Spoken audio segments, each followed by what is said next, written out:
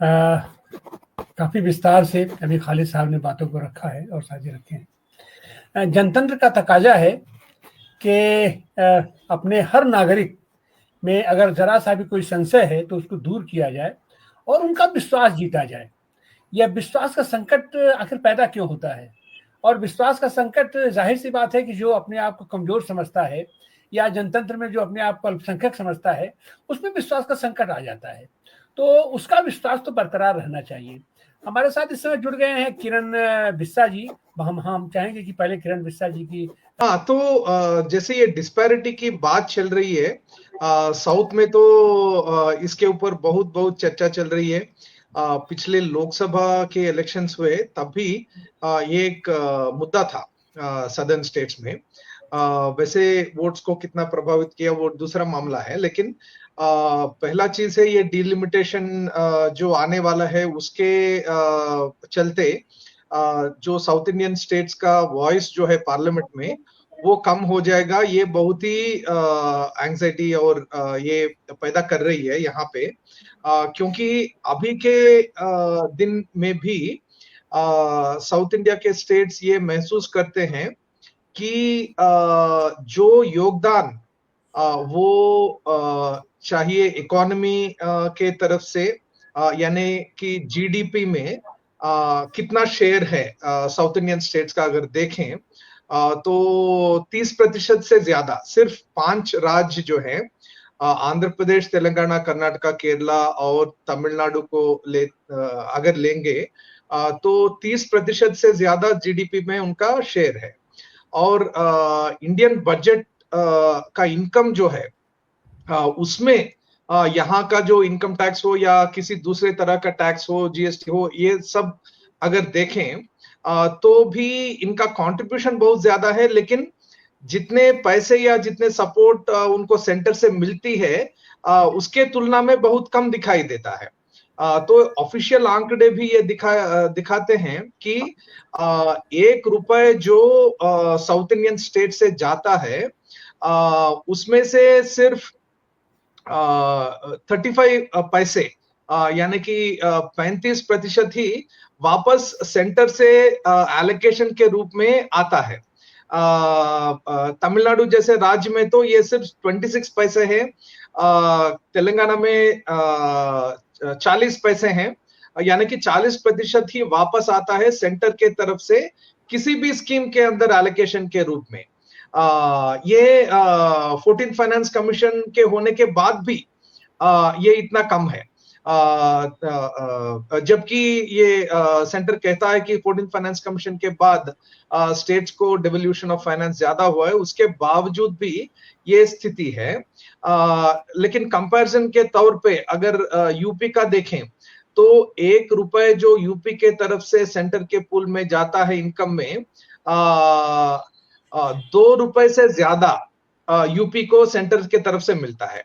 अगर मध्य प्रदेश को देखें तो 1 रुपए जो मध्य प्रदेश से जाता है 1.7 रुपीस, यानी कि 1 रुपए 70 पैसे उनको जाते हैं। तो ये भी एक बहुत ही एंग्जाइटी पैदा करने वाली चीज है, यानी कि हम ज्यादा कंट्रीब्यूट कर रहे हैं, लेकिन जब वो डिवोल्यूशन ऑफ फाइनेंसेस होता है तो उसमें जो परसेंटेजेस हैं, एक टेबल पिछले बजट के इसमें भी रिलीज हुआ था, सेंटर के तरफ से जो भी एलोकेशंस होते हैं उसमें सिर्फ 2% तेलंगाना को आता है, शायद 3% कर्नाटक को आता है, लेकिन 17.5% उत्तर प्रदेश को जाता है। तो अब के समय पे भी जब इतना डिस्पैरिटी है सेंटर के तरफ से, अगर हमारे लोकसभा सीट्स भी कम हो जाएंगे तो ये डिस्पैरिटी और भी बढ़ने की गुंजाइश है, सिर्फ इकोनॉमिक इसमें नहीं लेकिन पॉलिटिकल वॉइस भी। अभी तो इकोनॉमिक शेयर हमें लगता है कि हमारा बहुत ही कम है, जितना योगदान है उतना नहीं मिल रहा है। अगर पॉलिटिकल वॉइस भी कम हो जाता है तो ये बहुत ही एक डर पैदा करने वाली चीज बन गई है। तो इसको कैसे एड्रेस करना है वो मैं सोचता हूं कि सभी पक्षों को सोचना है, सेंट्रल गवर्नमेंट को खास करके सोचना है क्या डिसीजंस लेंगे। लेकिन ये पार्लियामेंट में जो भी बैठे हैं, जो भी पक्ष के लोग, उनको इसके ऊपर विशेष ध्यान देने की जरूरत है। ये दो बातें हैं। एक बात है इकोनॉमिक कंट्रीब्यूशन और इकोनॉमिक वैल्यू जो पाते हैं सेंटर के तरफ से ये साउथ के स्टेट्स, और दूसरा है पॉलिटिकल वॉइस जो लोकसभा सीट्स के इसमें, जबकि तमिलनाडु में ये बहुत ही बड़ा इश्यू बन चुका है। वहां पे हम देखते हैं कि वहां के बीजेपी के लीडर जो है अन्नामलाई, जो बहुत ही हर दिन किसी ना किसी स्टेटमेंट से न्यूज में रहते हैं, उन्होंने भी पहले ये स्टैंड लिया था कि तमिलनाडु का शेयर जो है लोकसभा सीट्स में वो कम नहीं होना चाहिए। लेकिन अभी तो वो धुन बदल चुके हैं। वो अभी कह रहे हैं कि तमिलनाडु का सीट्स नहीं घटेंगे। यानी कि इसमें यह समझ आता है कि टोटल नंबर ऑफ सीट्स 543 से लेके मान लीजिए 800 से ज्यादा हो जाएंगे, और आप तमिलनाडु के सीट सिर्फ 39 ही रखेंगे। तो जैसा भी हो, अगर आप आज के लोकसभा सीट्स को बढ़ाएंगे लेकिन साउथ के स्टेट्स को नहीं बढ़ेंगे, तो तभी प्रोपोर्शनली जो है उनका वॉइस जो है वो कम हो जाएगा। लेकिन अन्नामलाई से के बाद से ये जाहिर होता है कि वो सोच रहे हैं कि लोकसभा के सीट्स बढ़ाएंगे और ज्यादा बढ़ाएंगे। तो वो एक कैलकुलेशन है। दूसरी बात है, जब ये चीज डिलिमिटेशन की आती है तो सभी पक्ष, खास करके तमिलनाडु के अभी क्योंकि चर्चा हो रही है, जो बीजेपी के एलाइज हैं, जो पीएम के हो सकता है, उससे पहले एआईएडीएमके है जो अभी भी बीजेपी के नजदीक समझा जाता है, वो भी पूरा डिस्टेंस किए हैं बीजेपी के स्टैंड से। लेकिन इसके ऊपर तीसरी बात भी, जब ये 3 लैंग्वेज फॉर्मूला का आ जाता है एजुकेशन पॉलिसी में, तो ये और प्रोटेस्ट और जो नेगेटिव रेस्पॉन्सेज स्टेट में वो आ रहा है, क्योंकि एक कल्चरल फैक्टर भी, एक इकोनॉमिक है, एक पॉलिटिकल वॉइस है, एक कल्चरल चीज भी है।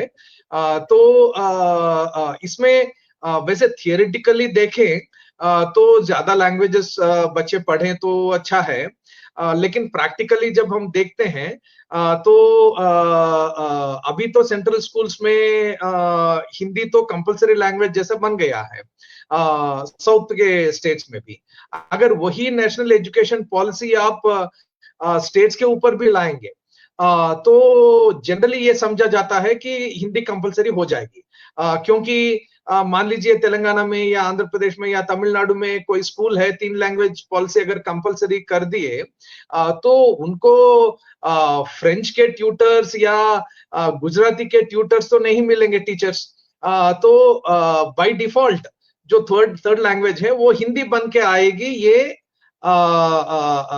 ये एक समझ है यहाँ पे जो बनी है।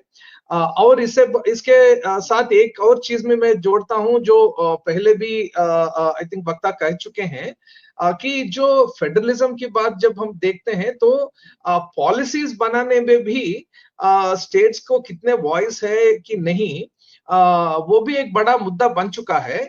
कितने सारे विषय जो हैं जो स्टेट लिस्ट के अंदर आते हैं या कंकरेंट लिस्ट के अंदर आते हैं, इसके ऊपर बिना स्टेट्स को कंसल्ट किए हुए सेंटर कानून भी पारित कर रहे हैं, पॉलिसीज भी बना रहे हैं, और ये भी बहुत अपोजिशन लोगों में आ रहा है साउथ इंडियन स्टेट्स में। ये सिर्फ साउथ इंडियन स्टेट्स की मामला नहीं, ये फेडरलिज्म का मामला है। मान लीजिए कृषि कानून है, जो 3 कृषि कानून लागू किए थे ये सरकार कोविड के समय पे एक ऑर्डिनेंस के रूप में लाए और फिर जबरदस्ती से पार्लियामेंट में पास किए थे।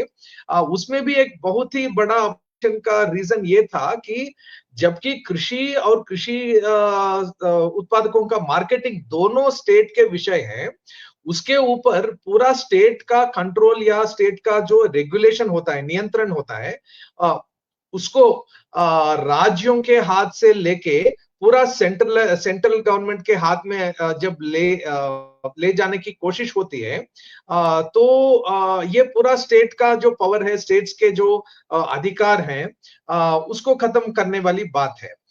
तो ये भी चीज हम लगातार देख रहे हैं, खास करके पिछले 10 वर्षों में, पूरा जो फेडरल स्ट्रक्चर को खत्म करने वाली बात। तो ये सारी चीजें जो है हमें एक साथ जोड़ के देखने की जरूरत है। रत्ना जी, देखिए, जनतंत्र में अभी हमारे सारे साथियों ने कहा कि हर नागरिक की भावना का समान रूप से समादर होना चाहिए, और जाहिर सी बात है वो समादर तभी होगा जब सबको समान अधिकार, समान तरीके से विकास का मौका मिले। और ये जो खास करके भारतीय जनता पार्टी है, ये एन केन प्रकारेण सत्ता पर काबिज होना ही उसका एकमात्र लक्ष्य रह गया है। उसके लिए क्या करते हैं साहब कि ये जो है, ये ध्रुवीकरण ही इनका एजेंडा बन गया है। और उसके तहत एक तो धार्मिक ध्रुवीकरण बड़े आराम से कर लेते हैं, तो उसको करते हैं।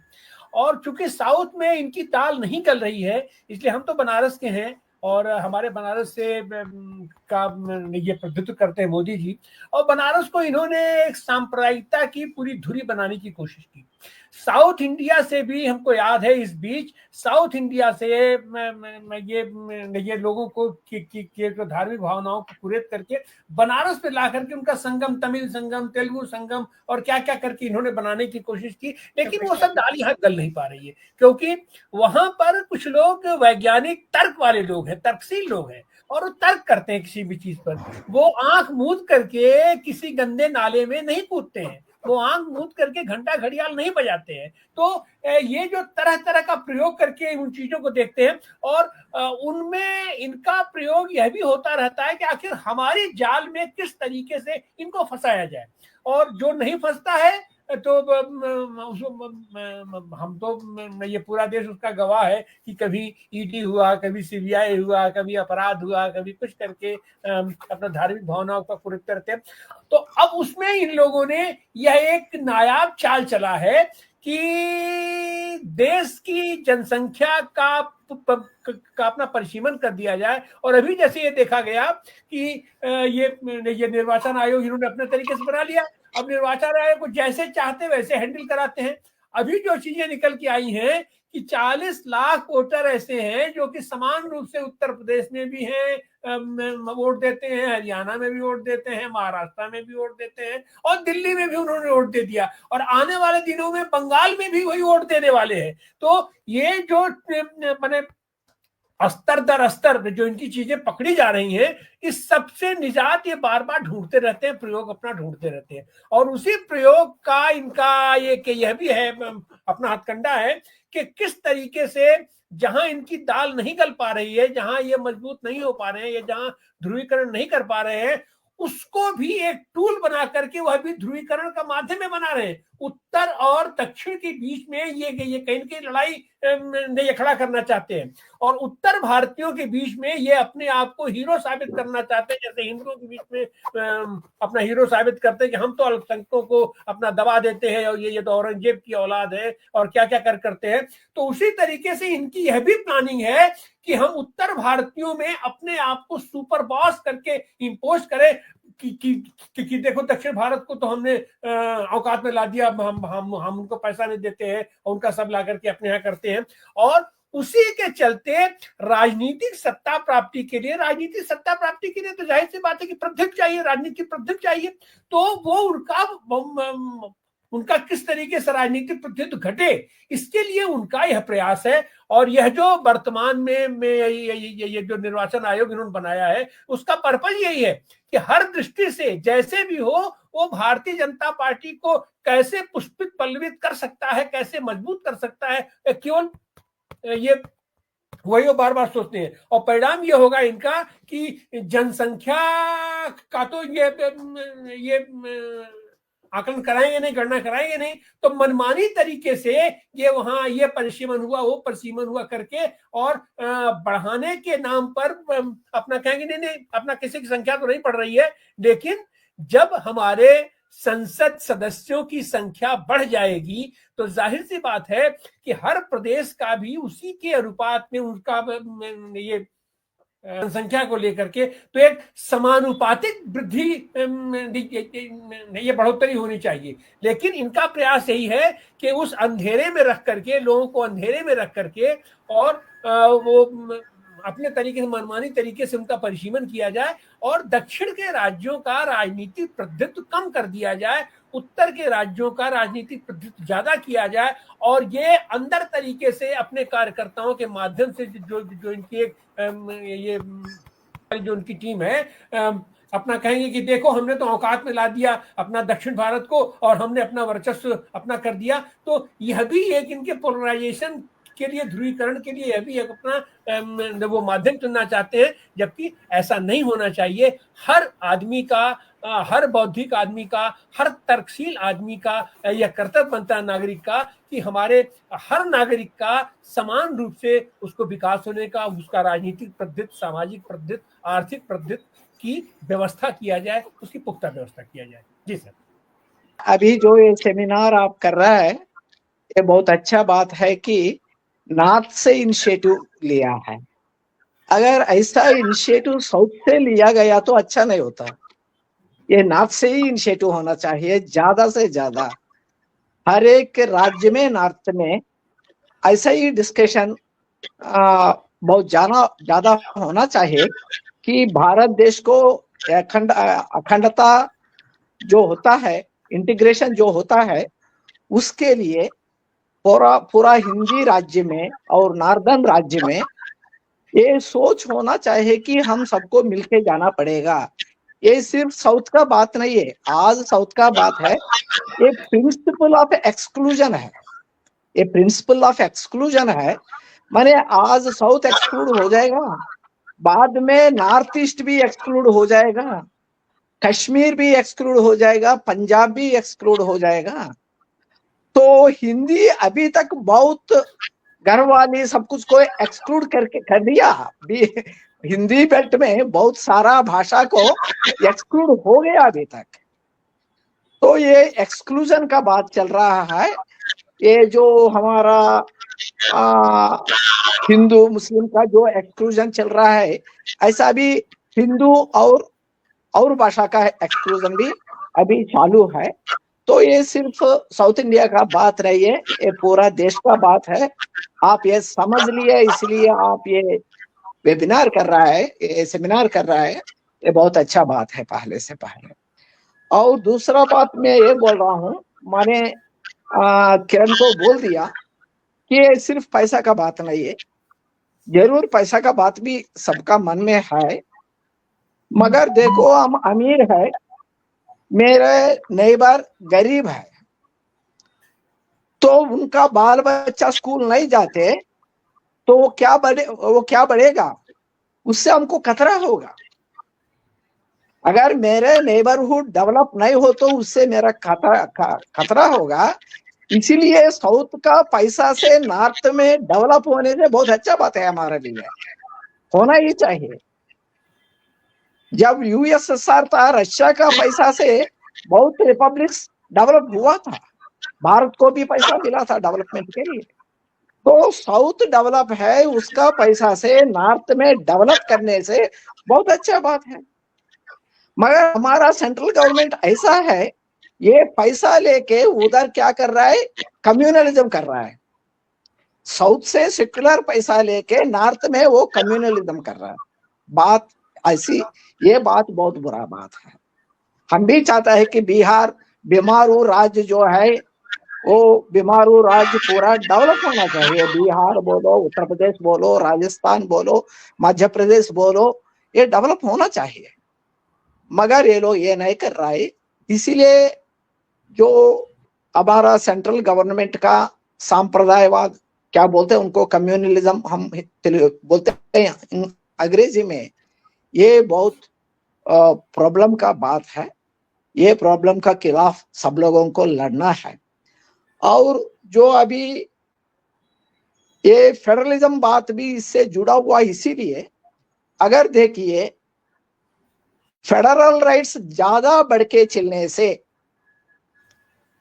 बहुत दूर जाके हम एक एग्जांपल दे रहा हूं कि पंजाब का खालिस्तान मूवमेंट, पंजाब का खालिस्तान मूवमेंट में आनंदपुर साहिब रिजोल्यूशन हुआ था, उनका बोलना है कि डिफेंस आपका पास रखो भाई, करेंसी आपका पास रखो, फॉरेन अफेयर्स आपका पास रखो, कम्युनिकेशन भी, फॉरेन कम्युनिकेशन एम्बेसी भी आपका पास रखो, मगर और पूरा जो सब्जेक्ट्स है हमारा राज्य में दे दो, हमारा स्टेट गवर्नमेंट को दे दो, हम लोग देख लेंगे।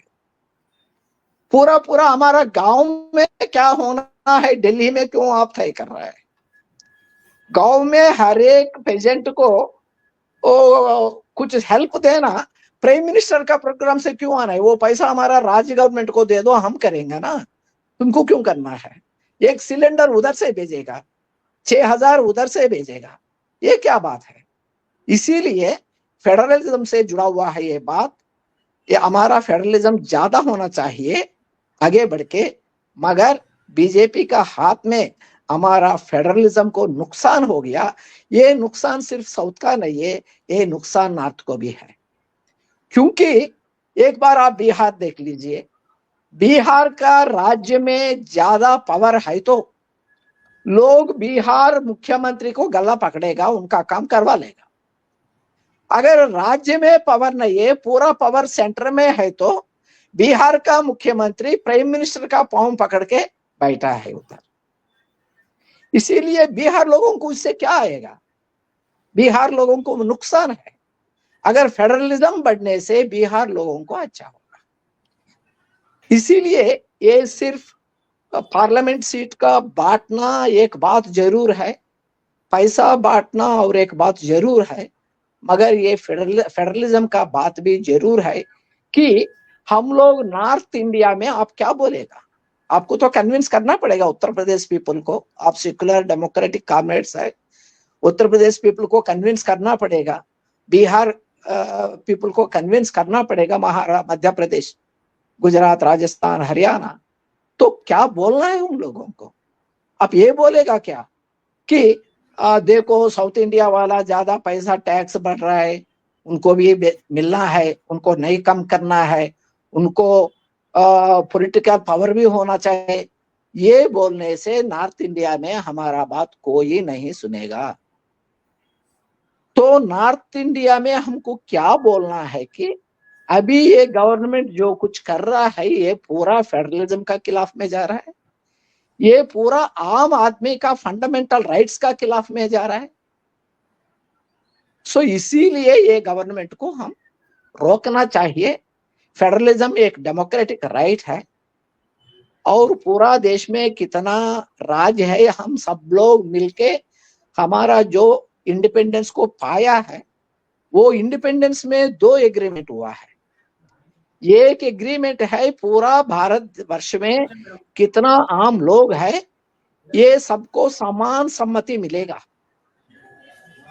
और एक एग्रीमेंट ये भी है कि भारत देश में कितना नेशनलिटीज है, जाति है, तेलुगु, उर्दू सब कुछ है, ये सब लोगों को भी एक ही साथ में सम्मान मिलेगा।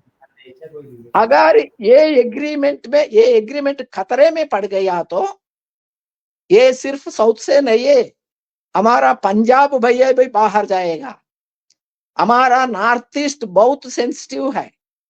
नॉर्थ ईस्ट से ये गवर्नमेंट अभी खेल रहा है। नागालैंड से, मणिपुर से, त्रिपुरा से, ये जो स्टेट्स है, पर्टिकुलरली नागालैंड, मणिपुर एंड